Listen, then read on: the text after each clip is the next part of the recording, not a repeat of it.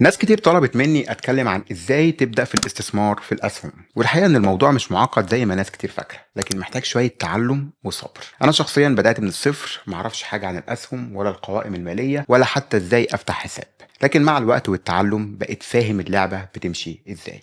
في الفيديو ده ان شاء الله هشارك معاك الخطوات اللي انا خدتها، والاهم من كده الخطوات الافضل اللي اتعلمتها من التجربه. الخطوات ديت لو مشيت عليها بشكل صحيح هتقدر ان شاء الله تبدا تستثمر بثقه وبفهم. وفي الاخر هقولك على 4 نصايح مهمه جدا من تجربتي الشخصيه ممكن توفر لك خسائر كتيره. فعايزك تتفرج على الفيديو للاخر لو انت عايز تاخد موضوع الاستثمار في الاسهم بجديه. ويلا نبدأ. أول خطوة لازم تحدد هدفك من الاستثمار في الأسهم.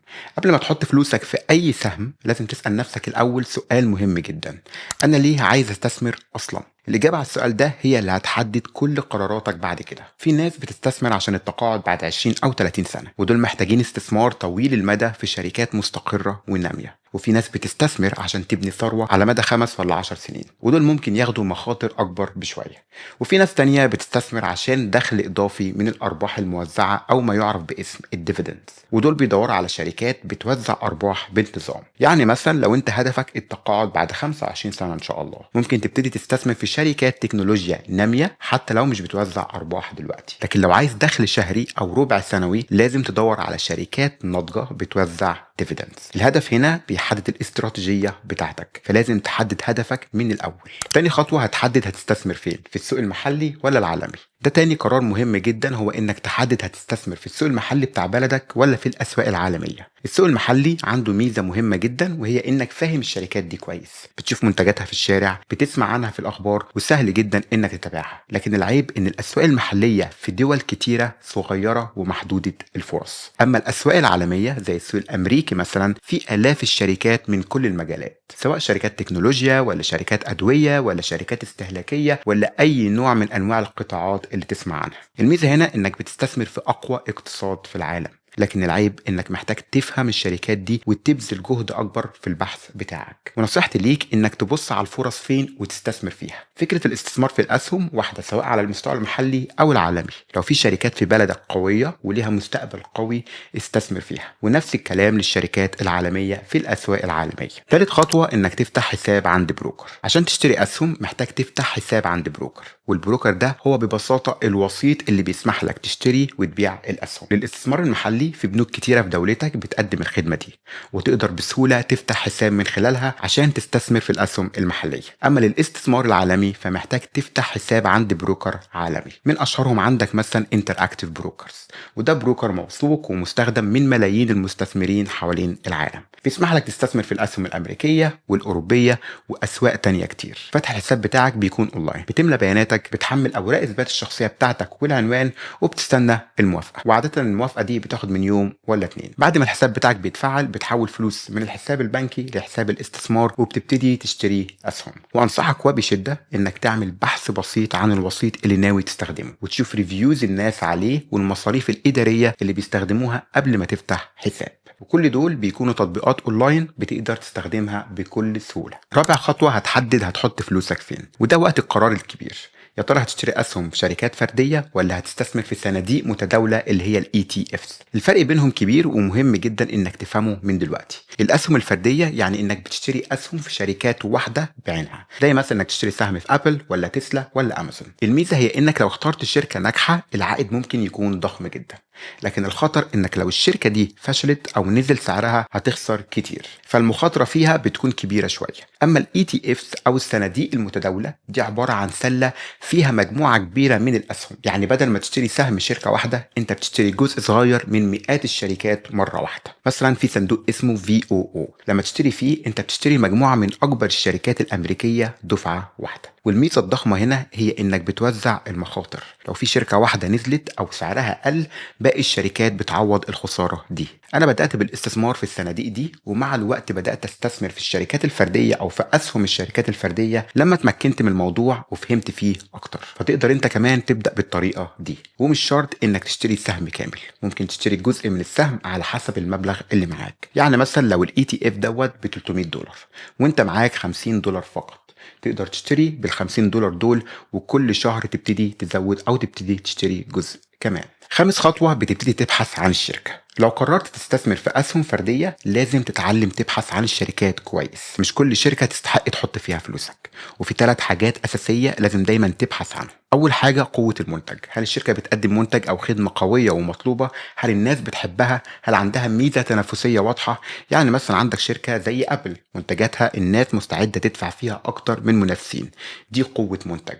والتاني حاجة بتبص عليها هي المنافسة، الشركة دي عندها منافسين أقوياء ولا هي اللي مسيطرة على السوق؟ كوكاكولا مثلا مسيطرة على سوق المشروبات الغازية من عشرات السنين. وتالت حاجة وأهمها الموقف المالي، هل الشركة دي بتكسب فلوس؟ هل عندها ديون كتير؟ هل بتنمو؟ وعشان تعرف الكلام ده لازم تتعلم تقرأ القوائم المالية. وفي قائمتين أساسيتين، أول قائمة هي قائمة الدخل أو الانكم ستيتمنت، ودي بتوريك الشركة كسبت كام ودفعت كام وصافي الربح كام. والقائمة التانية هي البالانس شيت أو الميزانية العمومية، ودي بتوريك الشركة عندها ايه من اصول وعليها ايه من التزامات. القوائم دي متاحة ليك مجانا على مواقع زي ياهو فاينانس، فعايزك تقرا فيهم وتفهمهم. وفي الاول وفي الاخر ده استثمار في تعليمك، هيوفر لك خسائر وهيفتح عينك على الفرص. بعد ما بتختار الشركة بتعرف التيكر بتاعهم في سوق الاسهم، وده الرمز بتاع الشركة في سوق البورصة نفسه. كوكاكولا مثلا رمزها كي او، امازون مثلا رمزها AMZN. كل شركه موجوده في العالم ايا كانت ليها تيكر موجود على سوق البورصه. سادس خطوه هتبتدي تراقب الاسعار وتحدد التوقيت المناسب للشراء. بعد ما بتحدد الشركات اللي انت عايز تستثمر فيها مهم جدا انك تراقب الاسعار، مش كل وقت هيكون مناسب للشراء، السهم ممكن يكون غالي قوي في وقت معين ورخيص في وقت تاني. طيب ازاي تعرف حاجه زي كده؟ في حاجه اسمها برايس تو ايرنينج ريشيو او نسبه السعر للارباح، دي بتقارن سعر السهم بارباح الشركه، والنسبه دي هتلاقيها في صفحه الشركه على ياهو فاينانس. لو النسبه عاليه جدا مقارنه بالمتوسط التاريخي او بالمنافسين يبقى السهم ممكن يكون غالي، ولو منخفضه يبقى كده قدامك فرصه. واحيانا النسبه بتكون عاليه لان السوق متعشم زياده في الشركه، فانصحك تدور وتفتش وتفهم النسبه دي عاليه ليه. حاجه كمان مهمه جدا لازم تتابع الاخبار، في اخبار كتير بتاثر على اسعار الاسهم، زي مثلا النتائج الماليه اللي بتعلنها الشركات بشكل ربع سنوي، او مثلا الشركه نزلت منتج جديد، او في ازمه ما في الشركه، كل ده بيحرك السعر. يعني مثلا لو شركه زي تسلا اعلنت عن مبيعات اقل من المتوقع السعر بتاعها ممكن ينزل، ودي ممكن تكون فرصه للشراء لو انت مؤمن بالشركه على المدى الطويل. الصبر هنا مهم جدا، فمش عايزك تستعجل وتشتري وخلاص، لازم تستنى السعر المناسب ليك. سابع خطوه حول مبلغ شهري باستمرار. من اهم الاستراتيجيات للاستثمار الناجح هي الانضباط، مش انك تحط مبلغ كبير مره واحده وتنساه، الافضل انك تحول مبلغ ثابت كل شهر حتى لو كان مبلغ صغير. يعني مثلا لو قررت تحول $100 كل شهر ده افضل بكتير من انك تحط 5000 وتستثمرهم مره واحده، لان الاستثمار الشهري المنتظم بيحميك من تقلبات السوق. لما السوق يكون عالي بتشتري اسهم اقل، لما السوق يكون واطي بتشتري اسهم اكتر، ومع الوقت بتكون شاري بمتوسط السعر. والطريقه دي او الاستراتيجيه دي اسمها دولار كوست افريجنج. كمان الانتظام ده بيبني عاده، بيخليك ملتزم بالاستثمار مهما كانت الظروف. وعلى المدى الطويل المبالغ الصغيره المنتظمه دي بتبتدي تتراكم وبتبقى مبالغ كبيره، خصوصا مع العائد المركب. تامن خطوه لو عايز تستثمر بشكل يومي لازم تفهم الشموع. في فرق كبير جدا بين الاستثمار طويل المدى والتداول اليومي او الداي تريدينج. الاستثمار طويل المدى هو انك تشتري وتستنى سنين، اما التداول اليومي هي انك تشتري وتبيع في نفس اليوم او خلال ايام قليله عشان تكسب من تحركات الاسعار الصغيره. لو انت عايز تدخل في التداول اليومي دي قصه تانية خالص، لازم تفهم حاجه اسمها الشموع اليابانيه او الاعمده الخضراء والحمراء اللي انت بتشوفها في سوق الاسهم. الشموع دي بتوريك حركه السعر بالتفصيل خلال فتره زمنيه معينه، كل شمعه بتوريك سعر الفتح، سعر الاغلاق، اعلى سعر ايه واقل سعر ايه، والاشكال والانواط بتاعت الشموع ديت بتساعدك تتوقع حركه السوق الجايه. لكن عايزك تاخد بالك من حاجه مهمه جدا، التداول اليومي محفوف بمخاطر كبيره جدا، معظم المتداولين اليوميين بيخسروا فلوس، فلو انت مبتدئ انصحك انك تبعد عن الموضوع ده وتركز على الاستثمار طويل المدى. لكن لو مصمم لازم تتعلم كويس جدا قبل ما تبدا. تاسع خطوه المتابعه المستمره وقراءه الاخبار. الاستثمار مش موضوع انك تحط فلوسك وتنسى، لازم تتابع باستمرار وتقرا الاخبار الاقتصاديه وتشوف ايه الجديد في الشركات اللي انت بتستثمر فيها. قرايتك للاخبار كمان هتساعدك انك تكتشف شركات جديده ممكن تكون فرص كويسه ليك، وفي مواقع ومصادر كتير هتساعدك على الموضوع ده زي مواقع الاخبار الاقتصاديه العالميه. كمان ممكن تتابع حسابات لمتخصصين في الاستثمار على تويتر او على اليوتيوب. لكن خد بالك مش عايزك تاخد باي نصيحه بشكل اعمى، لازم تعمل البحث بنفسك، لازم تتابع باستمرار عشان تبقى على درايه بالسوق.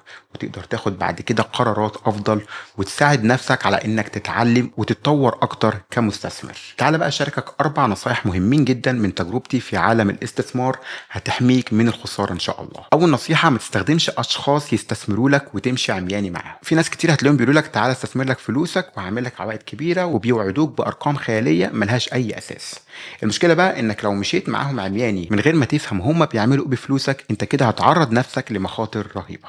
ممكن يكون الشخص دوت لا قدر الله نصاب، ممكن يكون مش فاهم أصلا هو بيعمل إيه، أو ممكن يكون بياخد مخاطرة كبيرة بفلوسك عشان العمولة بتاعته. فالحل الوحيد ان انت تتعلم وتقرا وتبحث وتفهم بنفسك.